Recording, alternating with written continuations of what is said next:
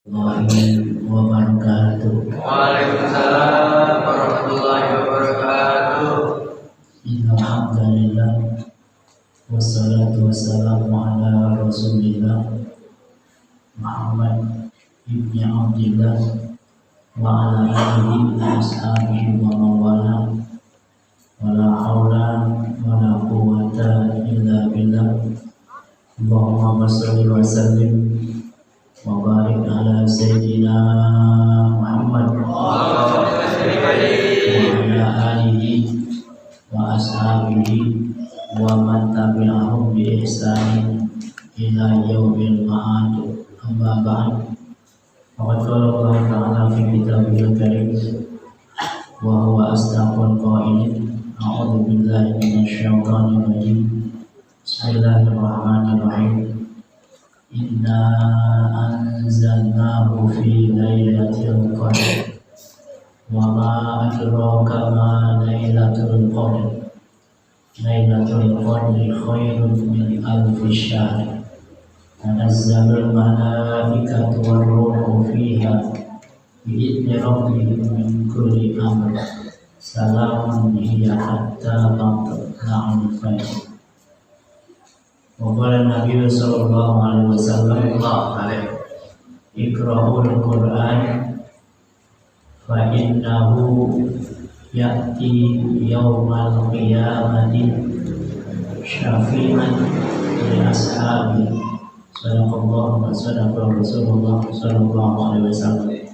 Yang sama-sama kita hormati Imam pada malam hari ini, Ustaz Haji Abdul Halik, Ustaz Haji Abu Bakar, Ustaz Abdul Rahman, ini lama juga nggak ketemu. Orang tua kita, sesepuh kita, Bapak Haji Matsani, Bapak Haryanto, Bapak masih banyak ini yang lama-lama di sini.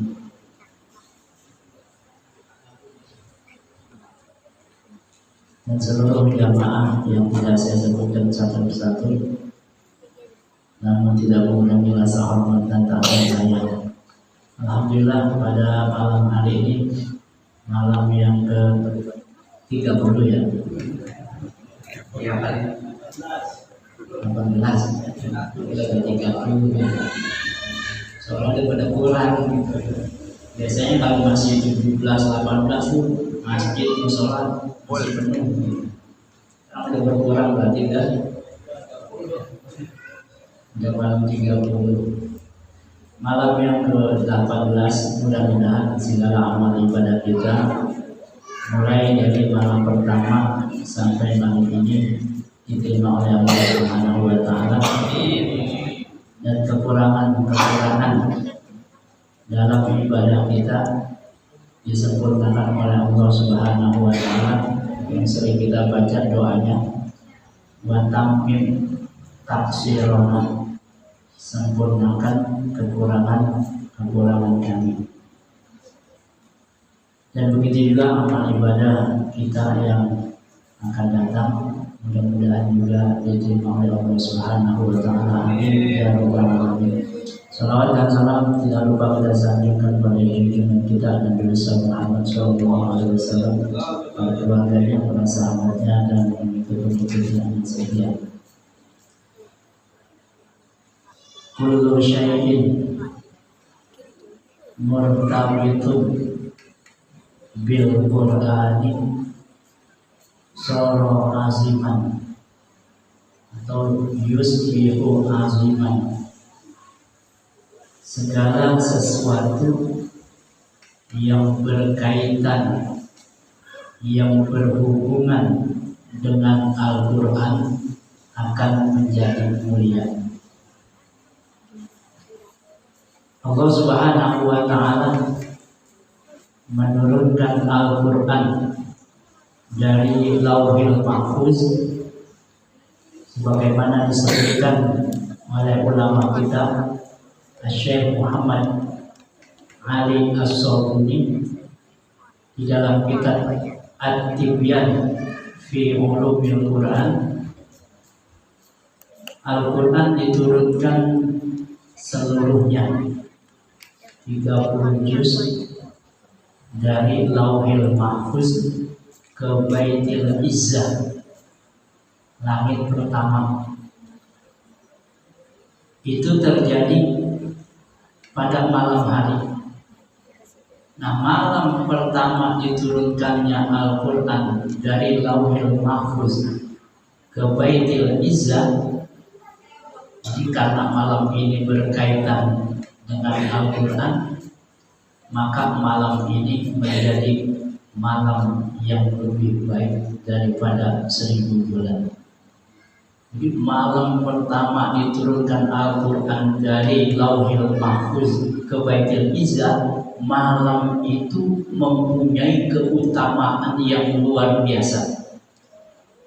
Inna anzalnahu fi lailatul qadr. Sungguhnya kami turunkan Al-Quran pada malam yang mulia, malam Lailatul Qadar. Wa ma adraka ma Lailatul Qadar. Tahukah kamu apa itu malam Lailatul Qadar? Lailatul Qadri khairun min alfi syahr. Malam itu adalah malam yang lebih baik daripada 1000 bulan. Kenapa bisa begitu?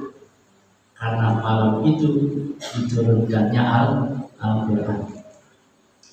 Kemudian dari Baitil Izzah dibawa oleh malaikat Jibril.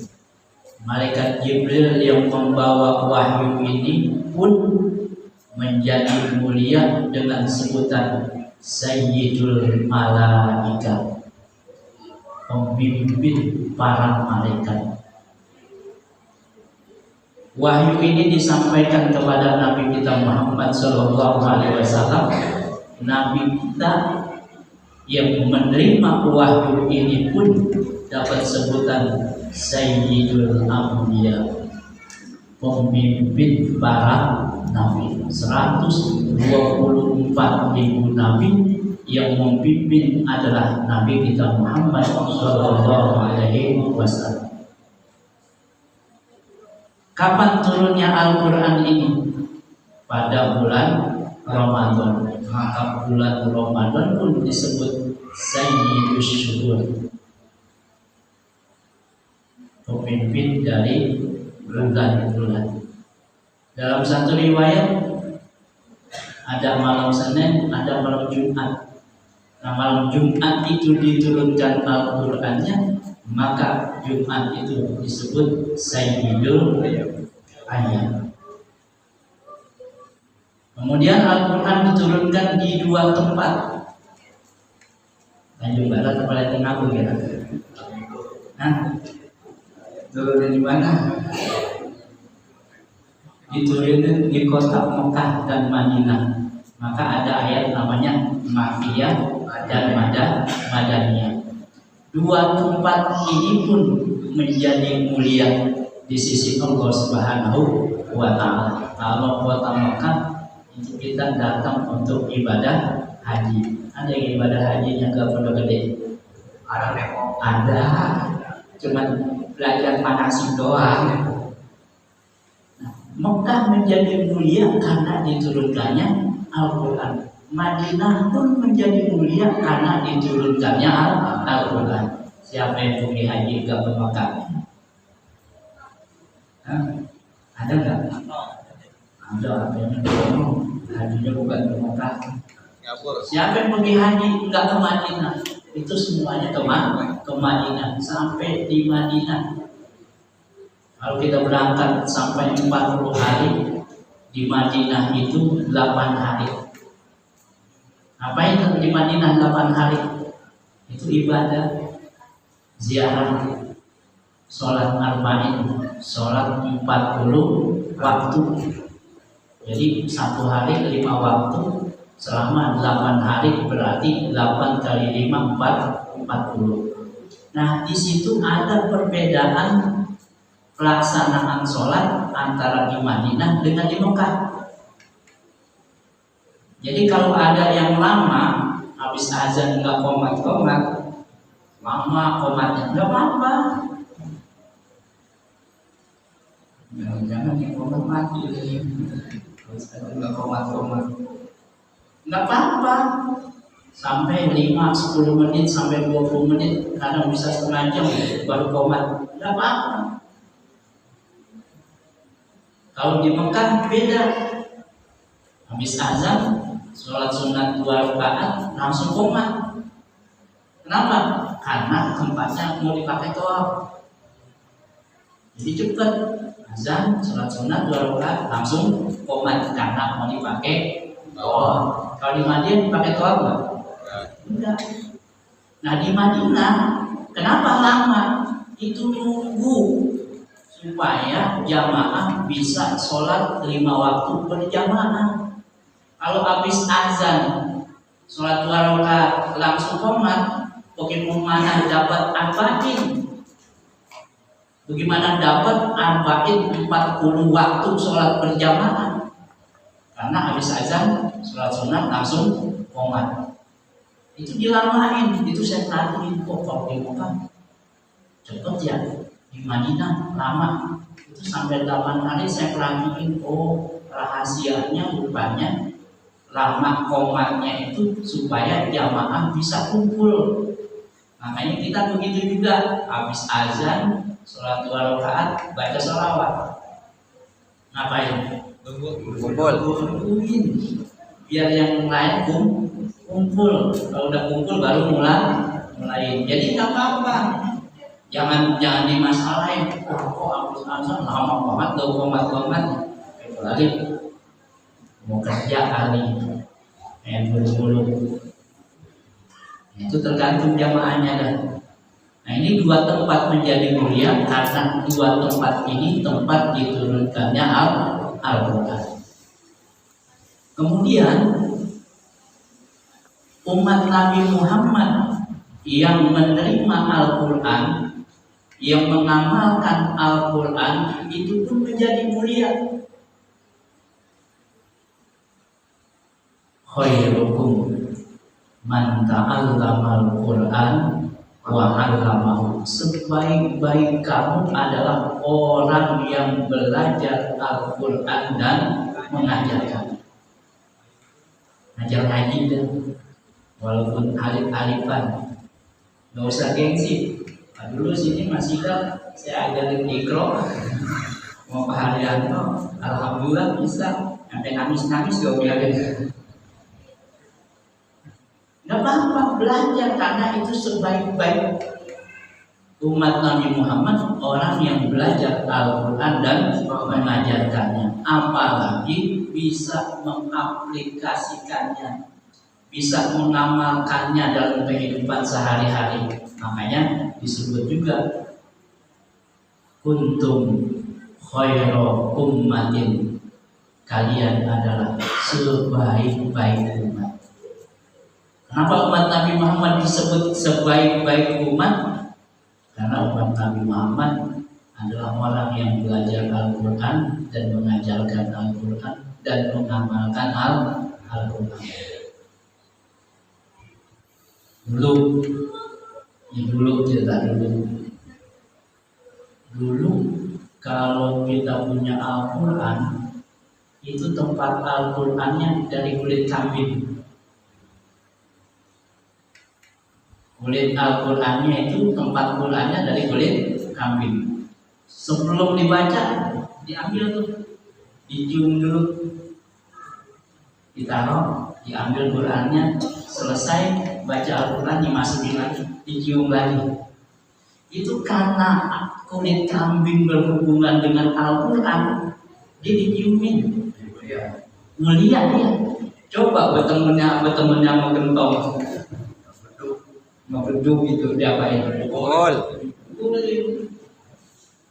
Itu kemuliaan Al-Quran, sampai sampul Al-Quran saja itu diciumin karena berkaitan berhubungan dengan Al-Quran.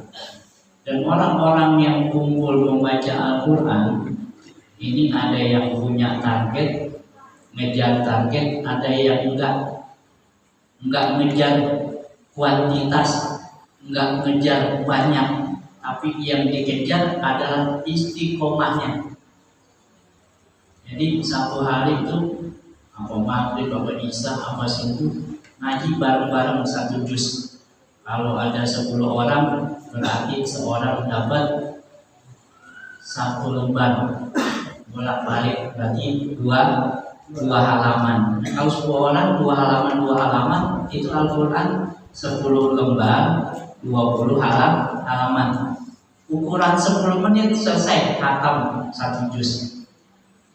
Besok baca lagi, ada 10 orang lagi, selembar lagi 2 halaman bolak-balik. Itu setiap hari begitu, selembar bacanya selama 30 hari. Bukan dikejar cepat khatamnya, tapi yang dicari adalah istiqomahnya. Bagaimana dia bisa istiqomah, bisa selalu membaca Al-Quran. Ya mau satu hari 6 kali khatam nggak apa-apa, boleh nggak? Ulama-ulama kita begitu, kalau mandi kalian bisa berapa kali khatam gitu. Kalau kita sih kira-kira bisa nggak? Bisa, kalau ada ilmunya. Makanya al-ilmu ia harus sohbah sahabat. Ilmu itu membuat yang sulit menjadi mudah. Gampang. Mau khatam Al-Quran berkali-kali dalam satu hari, baca dulu 3 kali. Ilmu ya, boleh nggak? Boleh nggak? Saya nggak sempat nih ngaji ini. Pagi-pagi udah jalan kantor, gimana naik motor baca Quran? Masa iya tuh di Qurannya ditaruh di setang, nggak bisa nabrak begitu? Ya udah nggak bisa. Ya boleh ada waktu, ya udah baca aja dulu. Bukan bacanya puluh 3 kali. Masalah dokter tadi kata Ustaz, katanya kalau baca puluh 3 kali berarti 1 kali khatam Al-Quran. Naik motor puluh 1 kali puluh. Aja Allahu ahad, Allahu samad, lam yalid wa lam yulad wa lam yakul lahu kufuwan ahad. 1 kulhu ini berarti 1/3 Al-Quran. 3 kulhu berarti 1 Al-Quran. Jadi kalau ada ilmunya begitu. Jadi ilmu membuat yang sulit menjadi mudah. Kemudian dorongan, motivasi dari Nabi untuk orang yang membaca Al-Quran. Di antaranya dalam satu hadis, Iqra'ul Quran fa innahu ya'ti yaumal qiyamati syafi'an li ashabihi. Bacalah oleh kalian akan Al-Quran, karena sesungguhnya Al-Quran akan datang pada hari kiamat menjadi penolong. Buat siapa? Li ashabihi, untuk orang yang membacanya. Kita baca Quran sekarang,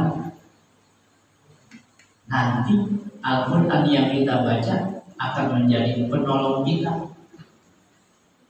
Mudah-mudahan kita bisa istiqomah ya. Amin. Itu luar biasa. Cuma baca Al-Quran aja, Al-Quran bisa memberikan syafaat kepada kita. Nah, ini keutamaan diantaranya membaca Al-Quran. Dalam hadis-hadis yang lain banyak, sampai orang-orang yang membaca Al-Quran, orang yang hafal Al-Quran diaku oleh Allah Subhanahu wa Ta'ala sebagai keluarga. Bukan keluarga kayak kita. Artinya diaku oleh Allah Subhanahu wa Ta'ala termasuk kelompok orang-orang yang dicintai oleh Allah Subhanahu wa Ta'ala, orang-orang yang dibanggakan. Itu yang namanya zikir. Bisa baca Al-Quran, bisa sholat, aqimis sholata lidzikri. Dirikanlah sholat untuk mengingatku. Jadi berzikir itu, sholat juga dizikir. Kita baca sholawat, kita baca Al-Quran, itu pun berzikir. Di dalam satu hadis, keutamaan orang yang kumpul berzikir, la yaqudu qaumun yadhkurunallaha ta'ala illa humul malaika. Orang-orang yang mengingat Allah baik dalam sholat atau berzikir atau membaca Al-Quran itu dikelilingi malaikat. Itu jangan main-main. Orang baca Quran ngomel-ngomelin, ntar dikeplak oleh malaikat. Itu dikelilingi malaikat. Wa ghasyiyatuhumur rahmah, itu diliputi rahmat Allah. Wa nazalat alaihimus sakinah, turun kepadanya, kepada orang yang berzikir itu ketenangan di dalam hati.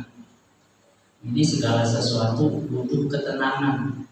Kalau tenang itu gampang menyelesaikan masalah.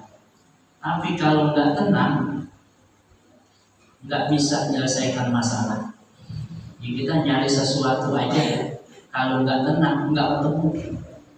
Kita nyari jam jatuh di semak-semak, kita angkatin semua, lama nyarinya. Coba yang tenang, dia diem aja, dia dengerin, tak, mana nih? Itu pakai ketenangan. Jadi semua permasalahan kalau dihadapi dengan tenang akan mudah.